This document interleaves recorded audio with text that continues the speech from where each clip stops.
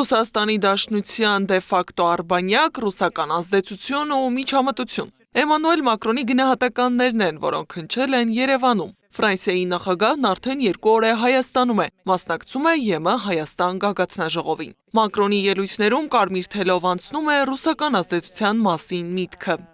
8 տարի առաջ այս սեղանի շուրջ նստած բազմաթիվ երկրներ Հայաստանը դիտարկում էին որպես Ռուսաստանի դեֆակտո արբանյակ։ Նախ Հայաստան-Ֆրանսիա հարաբերություններն ունեն տարիների պատմություն։ Նոր անկախ Հայաստանի 3 ղեկավարների օրոք Ֆրանսիայի նախագահներն այցելել են Հայաստան՝ Ժակ Շիրակ, Նիկոլա Սարկոզի, Ֆրանսուଆ Օլանդ։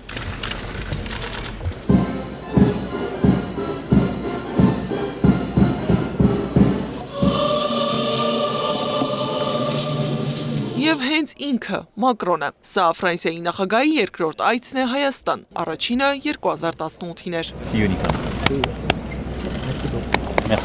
Մակրոնի խոսքով կան միջամտություններ օտարերկրյա գործակալների միջոցով Մոսկվայի պատվերով, որոնք փորձում են կեղծել ժողովրդավարությունը։ Իսկ ֆրանսիացի լրագրողի հարցին, թե իր աջակցությունը Փաշինյանին ընտրությունից 1 ամիս առաջ նույնպես օտարերկրյա միջամտություն չէ, Մակրոնը պատասխանել է. Ես ստանձնում եմ այս գործընկերոջն աջակցելու պարտավորությունը, որին վստահում եմ 8 տարուց ի վեր, ինչպես արել եմ Մայա Սանդուի դեպքում։ Ես ստանձնում եմ այս որոշումը պաշտպանել Եվրոպան, Եվրոպայի որոշումները գալով այստեղ, բայց դա նույնը չէ, ինչ այդ փոխազդեցությունները, այդ տեղեկատվական մանիպուլյացիան ԶԼՄ-ների միջոցով, կեղծ տեղեկատվություն տարածելու միջոցով, փորձելով ապակայունացնել իրավական պետությունը։ Քաղաքագետի խոսքով Եվրոպան Հայաստանը դիտարկում է որպես հարթակ, որին կարող է ներգրավել հակառուսական եւ արևմուտք-արևելք պայքարի մեջ։ Եկեք Մակրոնին հիշեցնենք, որ հենց իր խաղաղությամբ 2022 թվականին, իր համառությամբ, ինչպես Նիկոլ Փաշինյանն է ասում, իր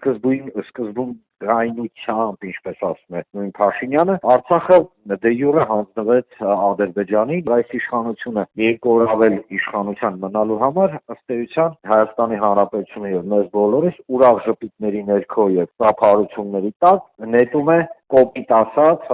բախման երախը աշխարհաքաղաքական։ Ինչու Ֆրանսիան չի մտահոգվում օկուպացված Արցախում տեղի ունեցող մշակութային վանդալիզմով կամ եկեղեցիների ավերումով, հարցնում է քաղաքագետը։ Աբովյանը վստահ է, այս հայտարարությունների տողատակերում կան վտանգավորականներ։ Եվրոպան դիտարկում է Հայաստանին որպես բուֆերային մսացու երկիր, նույն Մակրոնն էր անվանել Հայաստանը բուֆերային երկիր, հասկանում եք։ Իսկ